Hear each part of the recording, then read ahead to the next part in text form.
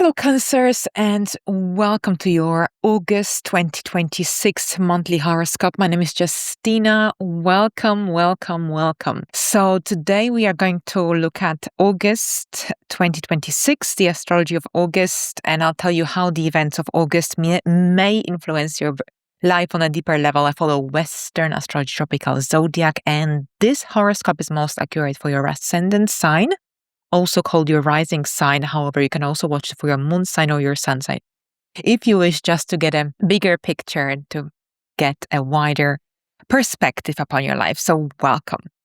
All right, so here, a very, very, very interesting month, as always, but this year is generally quite huge. But this is a month of eclipses, and eclipses tend to accelerate the timeline. However, bear in mind, whatever happens during the eclipse season would have happened anyway. Here, the eclipses tend to speed things up. All right, sometimes our life completely either stops, things are not working, things collapse just before the eclipse season, and then suddenly the whole reality life is turned upside down, and then new opportunities come. And it's quite remarkable. So please, don't give up if something doesn't go your way initially, because there's a massive potential for a big opportunities, especially since this brand new cycle is about money for you, security, stability. All right, so let's start from the beginning. Chiron. Chiron is the wounded healer, the asteroid that is especially influencing the beginning of August. The reason for that is because Chiron will station retrograde in the sign of Taurus at 0 degree on the 3rd of August. So what does it mean? Chiron entered Taurus for a little preview for a few months on June the 18th, and it will stay here until the 19th, 18th of September.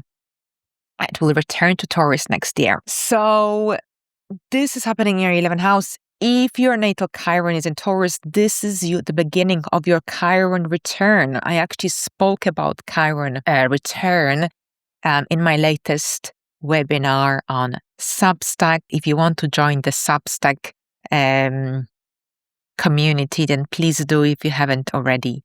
I posted a webinar there along with a little workbook, and in this month's webinar, we'll be exploring the North Node. All right, so what does it mean? Chiron in the 11th house. So when we think about Chiron brings healing opportunities, and it brings up to the surface things that need healing, whether that's feelings, emotions, memories, connected to your friendships, connected to your sense of belonging, connected to your community, to your hopes, to your dreams, to your goals, to your objectives.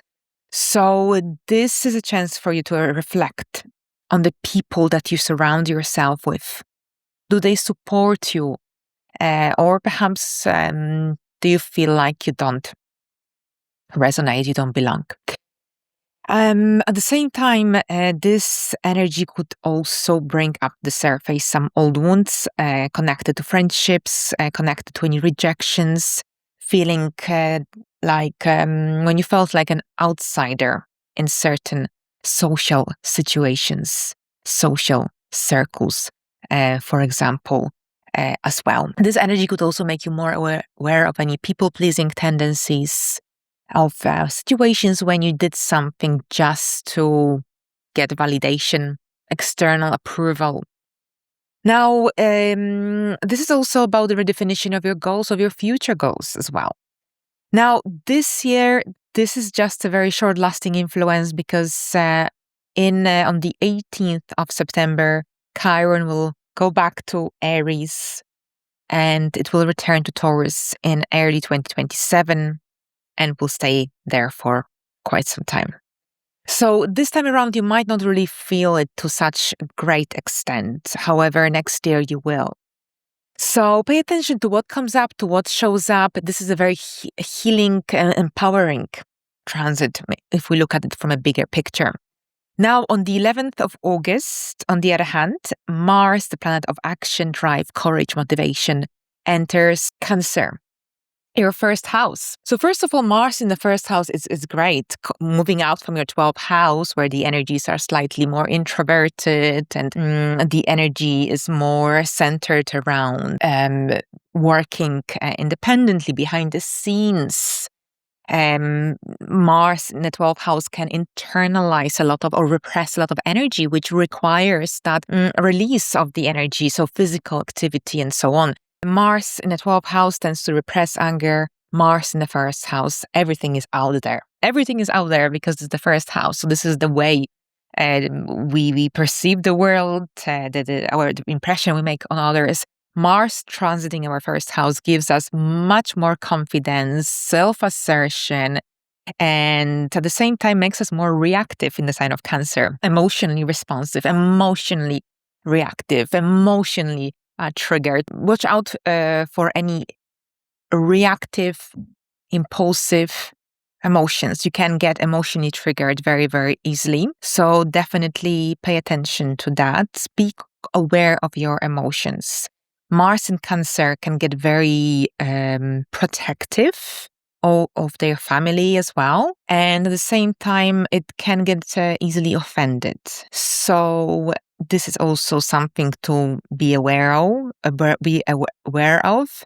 because especially if you feel criticized, if you feel unsupported, with Mars in the first house, transiting your first house, it can be easily visible when you are upset or angry. You can be easier triggered as well. Watch out for any head accidents. Oh, that's the worst, actually. I don't like that.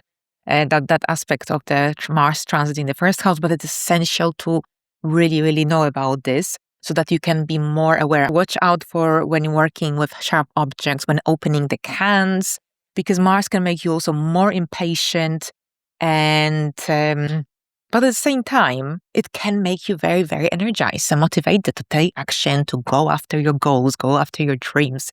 All right, so I got carried away a little bit with that this transit. Let's move on. Let's move on to solar eclipse in Leo. Solar eclipse in Leo happening on the 12th of August at 20 degrees of Leo, the second eclipse of this brand new cycle that started in February 2026. So this is the activation of your second house. The activation of your second house, so some new beginnings on the horizon for you in your money sector, financial security, stability. This is the air energy of visibility. The best way to find out how this, what might happen in this cycle, is by going back in time, because astrology is about cycles.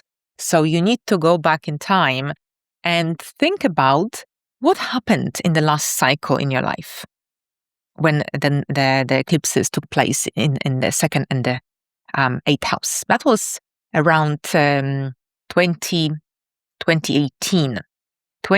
2019. Before that, the exact, very, very similar to this cycle when the nodes were in the same position, that was 2007, 2009. Think about those shifts and changes that took place in your life, in your financial area of your life. What did you start a new career, a new job, side hustle? Maybe perhaps you received some a financial opportunity. So whatever it is, so you bought your first property, whatever it is, this is your chance for improving your financial security and stability, especially because Jupiter is here as well.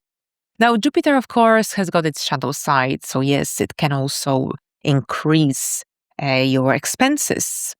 Maybe, your taste will change, maybe different opportunities will show up, etc. So definitely a time to also be aware of what's going on, aware of your outgoings. And because you might be also making some major purchases, maybe buying a new car during this time, launching a new business.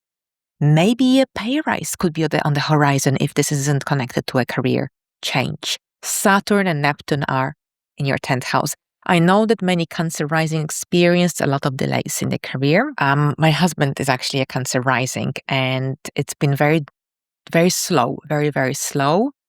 and this year, and he's starting a new contract very soon. But it's not easy. It hasn't been easy. It's been a very slow time, and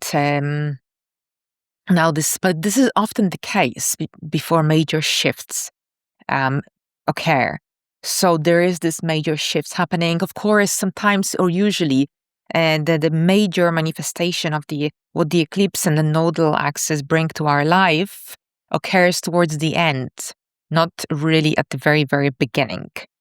But at this point, yes, you could be starting something new. It could be a new opportunity, a pay rise, but this isn't the beginning. This is the end. This isn't the end. Things will just potentially grow and move forward for you. So a really exciting time. If you're watching it for your sun, I'm a Cancer sun. From the sun sign perspective, I noticed that these energies also resonate. So for Cancer sun, yes, there are also some financial opportunities coming up, are on the horizon as well. This isn't just for your rising sign.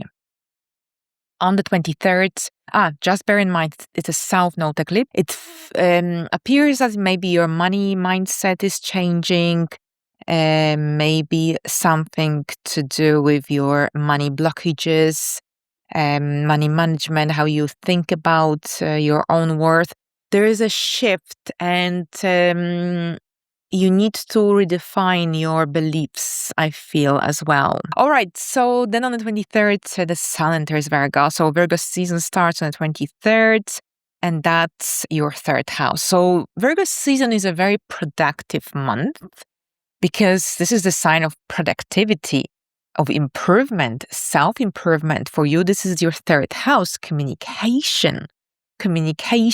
And I'm just looking at that third house, and I'm thinking, yes, there is so much potential here with this energy as well. So whether you are starting a new intellectual project, whether you'll be signing a new contract, having important conversations, meetings, major decisions that you will be making, this is an ideal month for dealing with these sort of dynamics. All right, so then we've got on the 27th, we've got a Cazimi between Mercury and the Sun at 4 degrees of Virgo.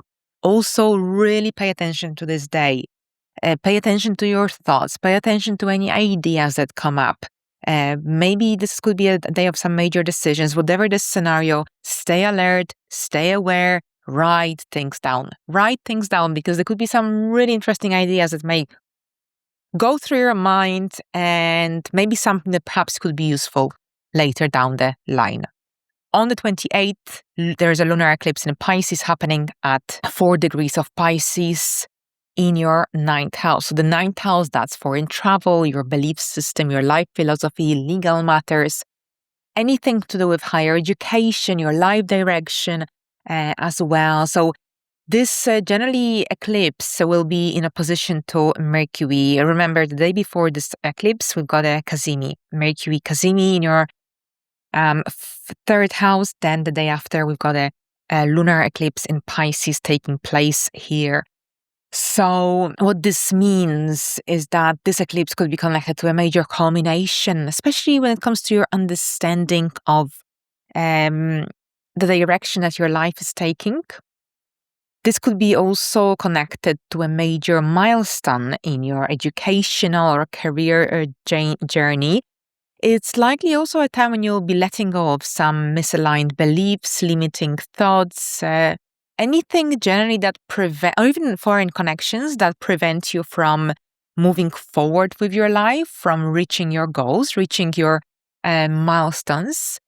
And at the same time, this feels like a time of decisions, the end of August. This feels like a time of decisions. This eclipse would have been already activated in the month of July. It's happening at 4 degrees of Pisces, so the North Node would have crossed this degree of Pisces in July. So it's likely connected to a story that has already started or unfolded or began to unfold in the month of July, and now this is a time for you to deal with it, to what comes up, to what shows up regarding your life situation, regarding your future as well. All right, so here, that's what I've got for you today, Cancers. Have a wonderful month ahead. Thank you so much for watching, and until the next time, bye for now.